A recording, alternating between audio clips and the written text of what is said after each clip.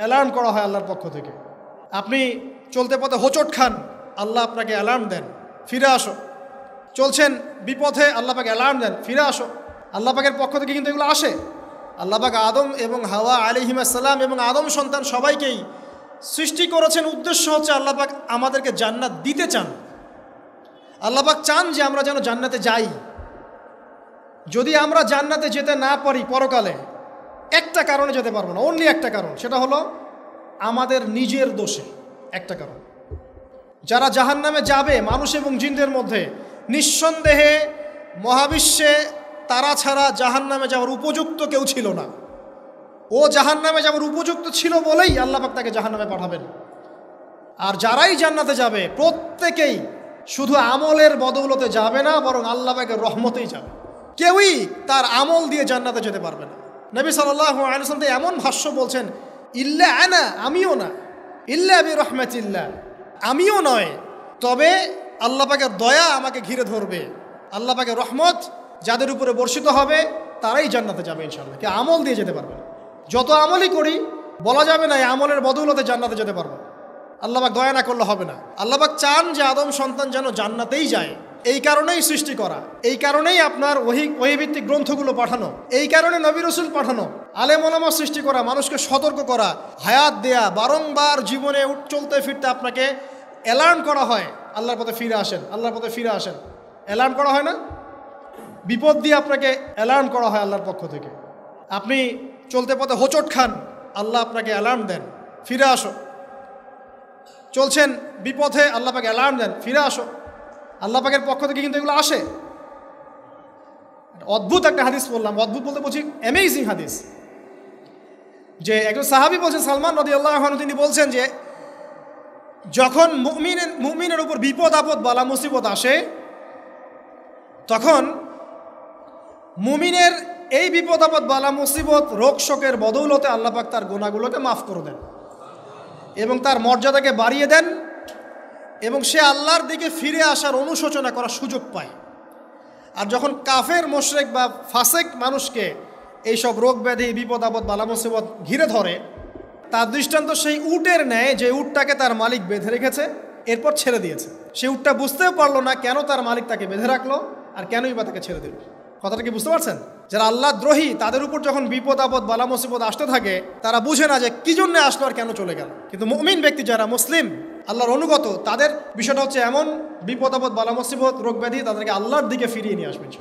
দেখুন, এই যে পৃথিবীতে নামিয়ে দেয়া, এরপর আল্লাহর পক্ষ থেকে ঐশী গ্রন্থগুলো পাঠানো, নবী রাসূল পাঠানো, আলেম ওলামা পাঠানো, আপনাকে হায়াত দেয়া, আপনাকে রিজিক দেয়া, এই শ্বাস নেওয়ার ক্ষমতা দেয়া, আপনাকে জ্ঞান বুদ্ধি দেয়া, বিবেক দেয়া, 3 বেলার খাবার, পোশাক, স্ত্রী সন্তান, কি দেয়নি আল্লাহ রাব্বুল আলামিন। এই যে সমস্ত নিয়ামতগুলো দেয়া, এগুলোর একটা উদ্দেশ্য, আপনি আমি যেন এটাকে উপলব্ধি করি যে এগুলো আল্লাহর পক্ষ থেকে আসছে এবং আল্লাহর দিকে আমরা অভিমুখী হই, এছাড়া কোনো উদ্দেশ্য নাই। সামনে যান, নূহ আলাইহিস সালাম, একদিন 2 দিনেই কি আল্লাহ পাক তার কওমকে ধ্বংস করে দিয়েছেন? 950টা বছর আল্লাহ রাব্বুল আলামিন সময় দিয়েছেন কওমকে, আল্লাহর দিকে ফিরে আসো, আল্লাহর দিকে ফিরে আসো। নবী দাওয়াত দিয়েছেন প্রায় 950 বছর। যখন তারা ফিরে আসে নাই, তারপরে আল্লাহ রাব্বুল আলামিন গজব দিয়ে ধ্বংস করেছে। কারণ আমি বলেছি একটা কথা, আল্লাহ পাক শুধু রহমানুর রহিমই নন, বরং তিনি কিন্তু কঠোর শাস্তিদাতা, শাদীদুল ইকাবও বটে। সামনে আরও যান, ইব্রাহিম আলাইহিস সালাম একা একটা মানুষ নমরুদের সাথে ফাইট করছেন, আগুনে ফেলেই দিল, সে আগুনকে আল্লাহ পাক ঠান্ডা করে ফেললেন। এটা কি আল্লাহ পাকের দয়া নয়?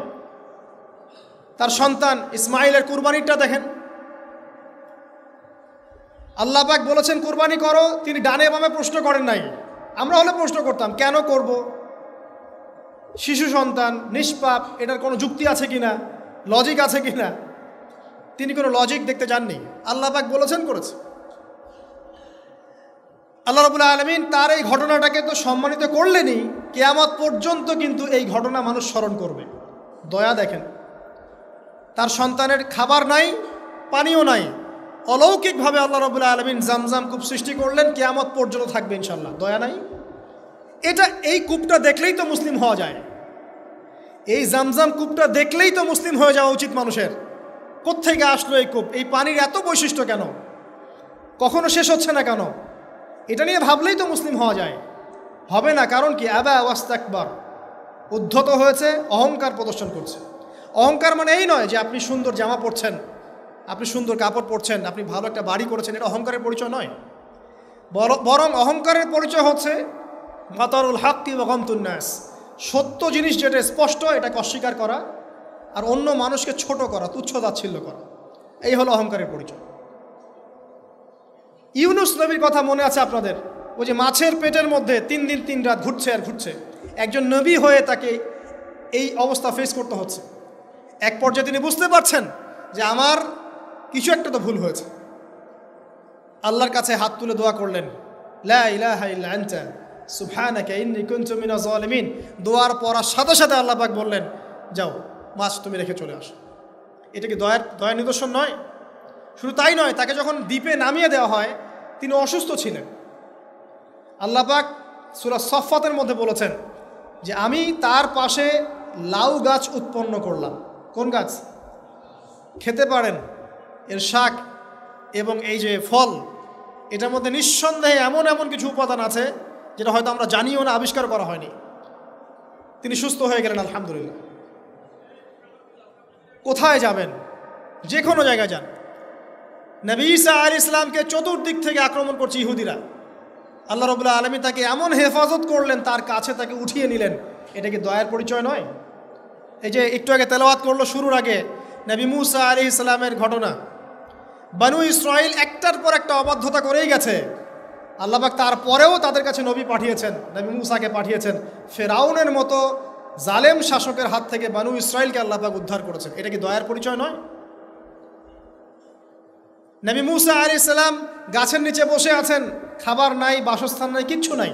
বরং তার গায়ে একটা অপবাদ দেওয়া হয়েছে যে তিনি নাকি একজন মানুষকে খুন করেছেন, অথচ তার ইন্টেনশন সেটা ছিল না। তিনি একটা ঘুষি দিয়েছেন লড়াই থামানোর জন্যে, ওই এক ঘুষিতেই সেই ব্যক্তি ডেড। এবার তিনি গাছের নিচে বসে দোয়া করছেন, রব্বি ইন্নী লিমা আনজালতা ইলাইয়া মিন খাইরিন ফাকির। আল্লাহ, আমি নিঃস্ব অসহায় হয়ে এখানে বসে আছি, তুমি আমার উপর তোমার যে রহমত পাঠাবে আমি তার ভিখারি হয়ে বসে আছি। দোয়া করার সাথে সাথেই ওই শুআয়ব আলাইহিস সালামের মেয়ে হেঁটে হেঁটে চলে আসলো। তিনি স্ত্রী পেলেন, তিনি শ্বশুর পেলেন, একজন নবী পরিবার পেলেন, বাসস্থান পেলেন, চাকরি পর্যন্ত পেলেন। 8 বছর তিনি রাখালি করেছেন শুআয়ব আলাইহিস সালামের ফার্মের মধ্যে। দয়া মুহূর্তেই চলে আসবে, শুধু আল্লাহর দিকে অভিমুখী হলেই হয়, এগুলো দয়া। ইলমের উপরে কিচ্ছু নাই। এই ইলমটা আল্লাহ পাক কাকে শিক্ষা দিয়েছেন? আদম আলাইহিস সালামকে। আমরা তো শিখেছি সমাজবিজ্ঞান বইগুলোতে যে আমাদের পূর্বপুরুষরা নাকি গুহায় থাকতো আর গাছের ছাল পাতা খেয়ে থাকতো, তাই না? লতা পাতা খেয়ে থাকতো, গাছের ছাল পাতা খেয়ে পোশাক পরতো আর কি। বোগাস, ডাহা, মিথ্যা কথা।